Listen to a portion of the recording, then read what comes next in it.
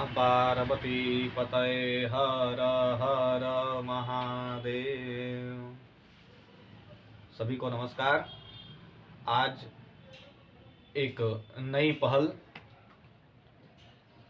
मानव कल्याण के लिए और समावेशी सहयोग के लिए समालोचना इसमें सम्मिलित होगी। यह जो विषय वस्तु रहेगी, यह जो चैनल है, इसके माध्यम से समालोचकों को जागरूक करना। हमें आलोचक नहीं बनना है, हमें प्रशंसक नहीं बनना है, हमें समालोचक बनना है और अपने जीवन में खुद के निर्णय किस प्रकार से लें और करें क्या ना करें, इस विषय को जागरूकता से समझने की जरूरत है। आइए चर्चा करते हैं एक ऐसे विषय वस्तु की, एक ऐसे ग्रंथ की जिस ग्रंथ को ऐसा कोई भी हमारे आदर्श पुरुष नहीं हुए जिन्होंने स्पर्श नहीं किया, जिन्होंने अपने जीवन में उतारा नहीं। कहने का मतलब है कि वह ऐसा ग्रंथ है, वह ऐसी आदर्श शब्द शैलियों और विचारों को धारण करने वाली है जिससे बड़े बड़े वैज्ञानिकों, बड़े बड़े प्रवचनकर्ताओं और महान विभूतियों को भी मार्ग मिला है। इस ग्रंथ का नाम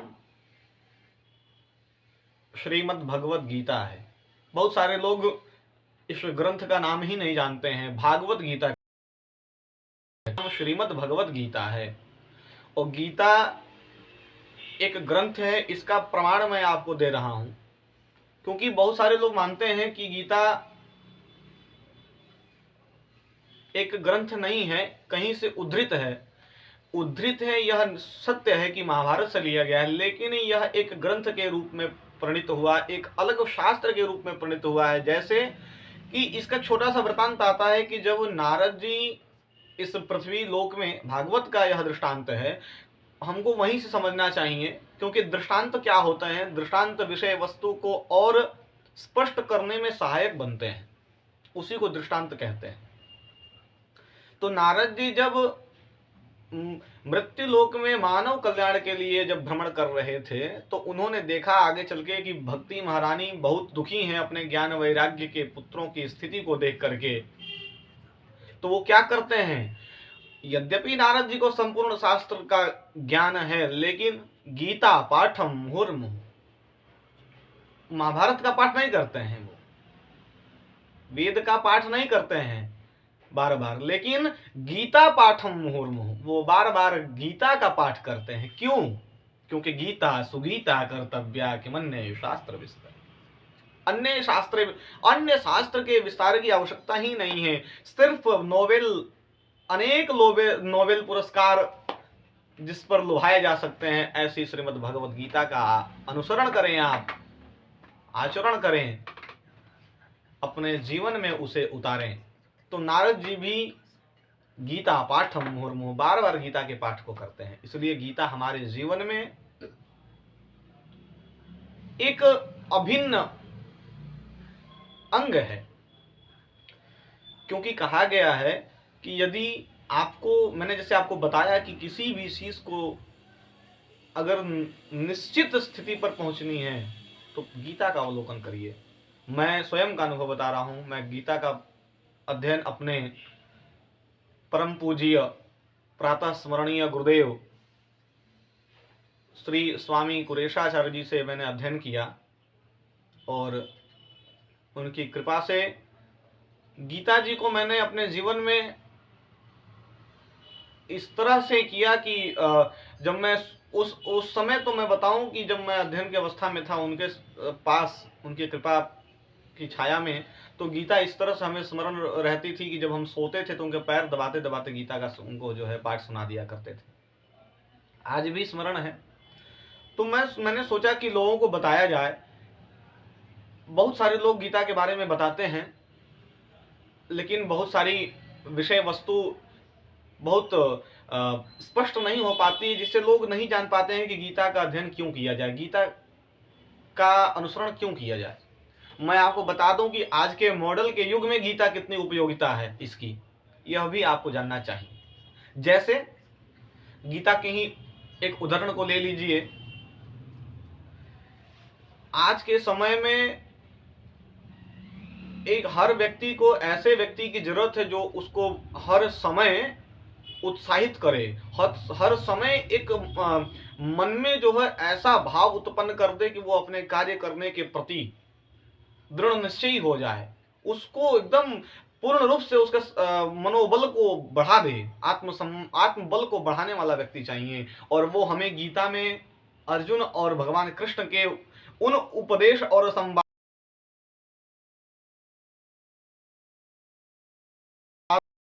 एक ऐसा व्यक्ति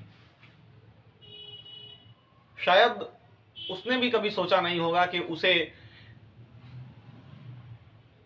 युद्ध भूमि में आकर खड़ा होना पड़ेगा।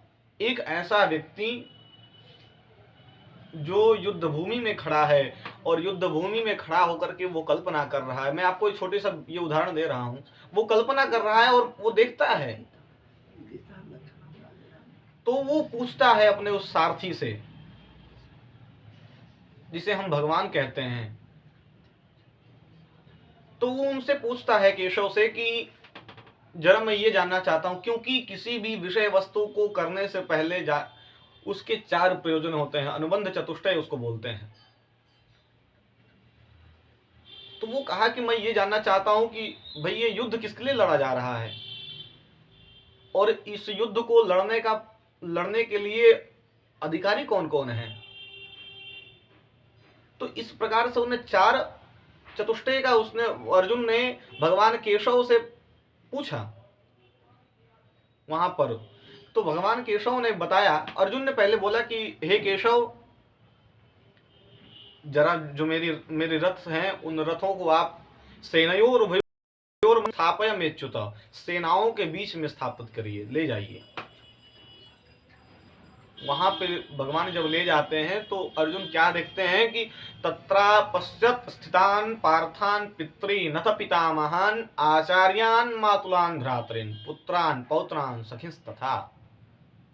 वहां पे अर्जुन ने ये तो देखा ही, ये उनके कुटुंब हैं, और क्या देखें, उन्होंने ये भी देखा श्वशुरा सुहृदश्चैव, ससुर लोग भी वहां पे हैं, श्याला संबंधिनस्तथा, अपने कुटुंब तो छोड़िए, उनके जो संबंधी थे वो भी वहां पर आकर के उपस्थित थे। किस लिए? युद्ध लड़ने के लिए। अर्जुन ने कहा कि ये तो बड़ी विचित्र बात है। तो ये स्वाभाविक होता है, जब व्यक्ति ऐसी घटनाएं जब देखता है तो उसके जो शरीर है उसका वो शिथिल हो जाता है। अर्जुन का भी अंग जो है शिथिल हो गया और अपने हाथ में धारण किया हुआ उनका जो धनुष था वो गिर गया। गांडीवम संसते हस्ता त्वक्चैव परिदह्यते। इस अवस्था को देख करके आप सोचिए कि आपके साथ यदि किसी व्यक्ति की ये अवस्था हो गई है तो आप क्या करेंगे। भगवान हमको यह सीख देते हैं कि इस अवस्था में पहुंचा हुआ जो पुरुष है उसको किस प्रकार से सहयोग दिया जा सकता है बिना कुछ किए। तो भगवान ने अर्जुन को समझाया। अर्जुन ने पूछा कि मेरी यह स्थिति नहीं है कि मैं युद्ध कर सकूं, और इसको करने से क्या फायदा होगा, क्योंकि किसी को मार करके और उस सामग्री का भोग करना हमारे लिए यह उचित नहीं है।